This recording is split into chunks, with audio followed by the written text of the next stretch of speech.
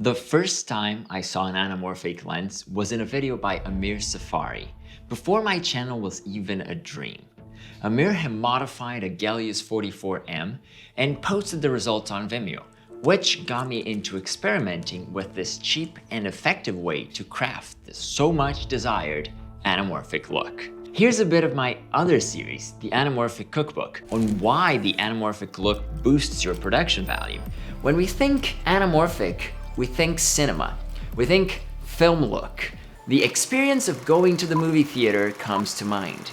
Getting ourselves immersed in a story for a couple of hours, forgetting the world around us. Bliss. So by seasoning our images with a dash of film look, or making our stories more cinematic, puts you in the same league of production value as the films you and I and everyone else goes to watch in theaters. One of the biggest barriers for starting to film anamorphic is the price of admission.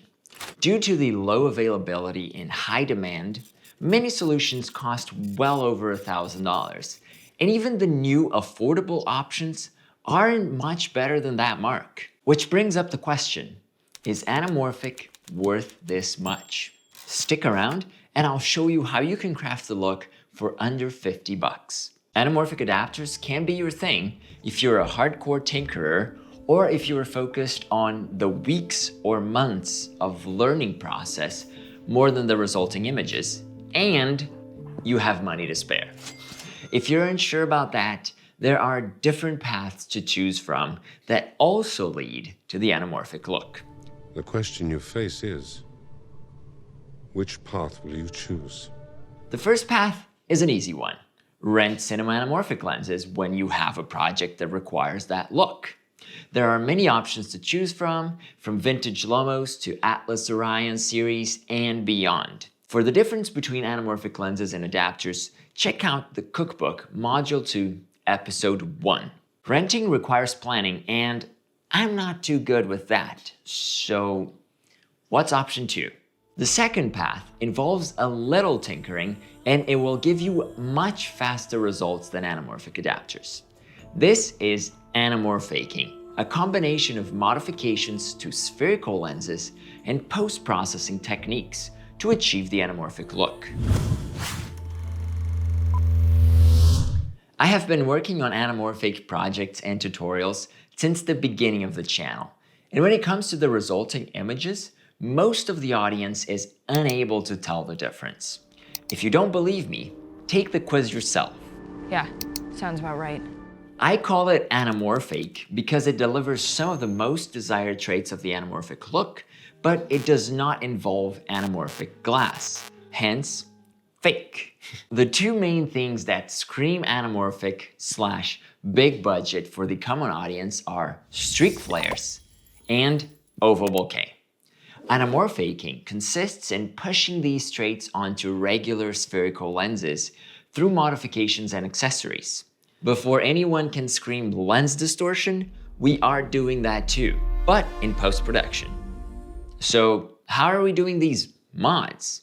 Well, we are adding an oval cutout inside the lenses to shape bokeh and out of focus areas. We're also adding wires to create streak flares from strong light sources. In this series, I will go over the process of opening multiple lenses, facilitate your access to the oval cutouts, and explain how to design custom cutouts for lenses I haven't modded yet. We'll also go deeper into streak flares and how to control them, as well as a bit of post-production for more streak flares, anamorphic aspect ratios, and the lens distortion. If you're not into tinkering, the next episode covers a variety of ready-to-use products and brief reviews about them, like the Cinemore filter from Vid Atlantic, iron glass lenses, Cinepax accessories, and many others. After that, I'll teach you how to prep your workstation and design oval inserts for any lens you're able to open.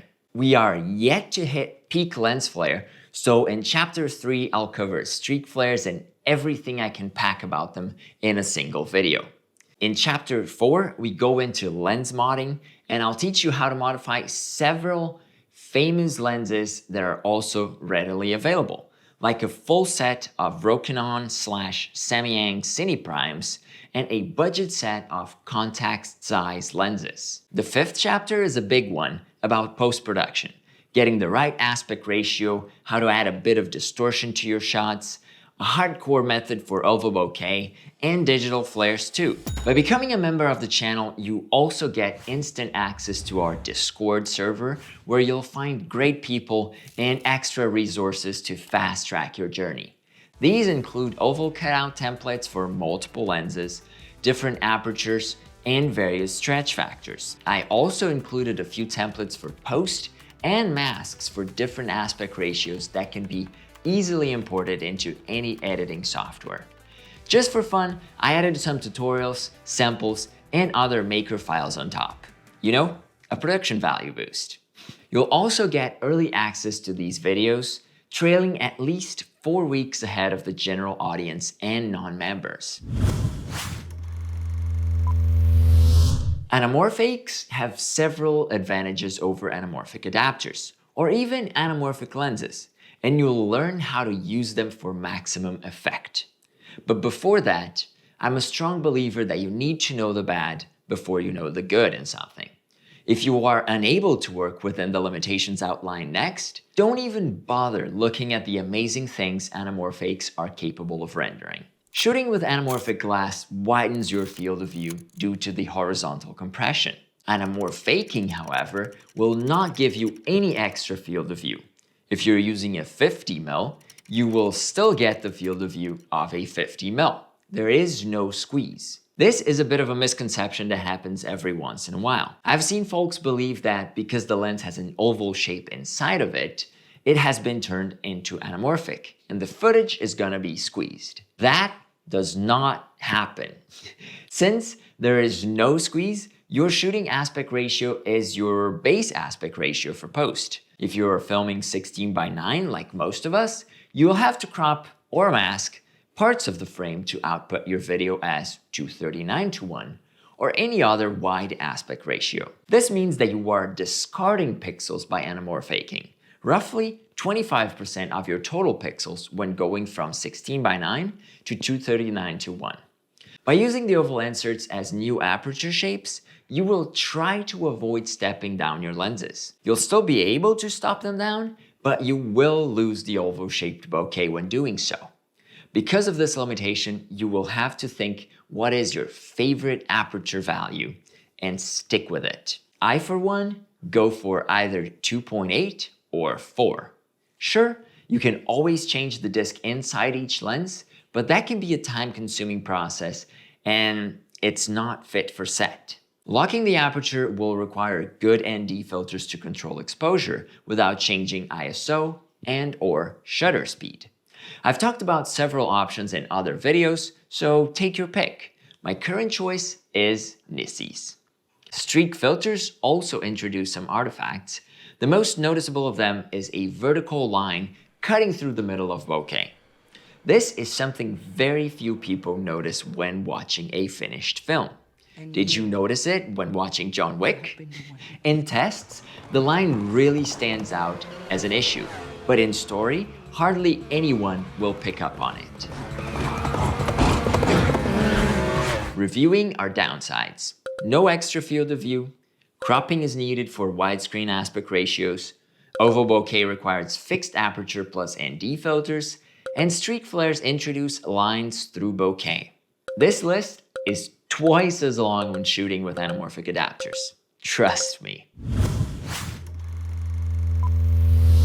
Now let's have a look of the advantages of anamorphaking over actual anamorphic adapters. The advantages over spherical are pretty obvious. A neat look that feels way more expensive than it actually costs. Low cost is one of the key points for anamorphics.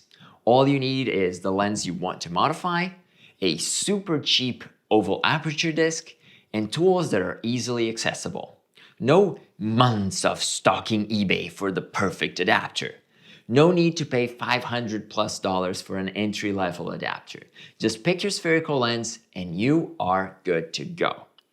If you start with $25 lenses, you can build an entire set for a fraction of the price of a single anamorphic adapter or a cheap anamorphic lens. Simplicity is another good point.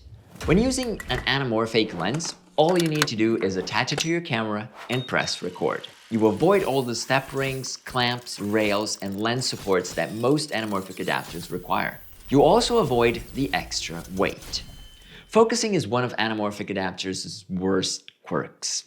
If you buy a cheap adapter, you are doomed to double focusing, setting both your taking lens and anamorphic adapter at the same distance to produce a sharp image.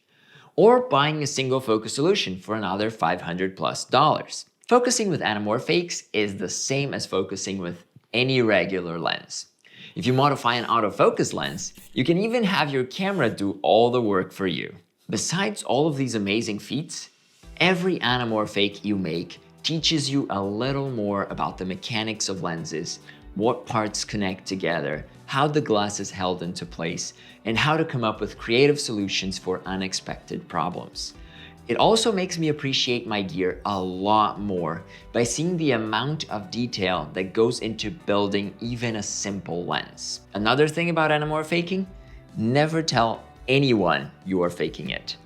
Most people will never figure out how your footage looks so special. Plus, if you start using anamorphic adapters, you can always add them on top of your anamorphics for even more pronounced oval bokeh. To concisely answer this video's title, why anamorphic it, my pitch is an affordable take on the anamorphic look, one that's handcrafted and cheaper than actual anamorphic glass, one that also doesn't require you to change your shooting style. Stay tuned for the next episodes and remember the advantages of becoming a member of the channel. Thank you so much for hanging out today, and I'll see you on the next one. Chita Fahadens, out.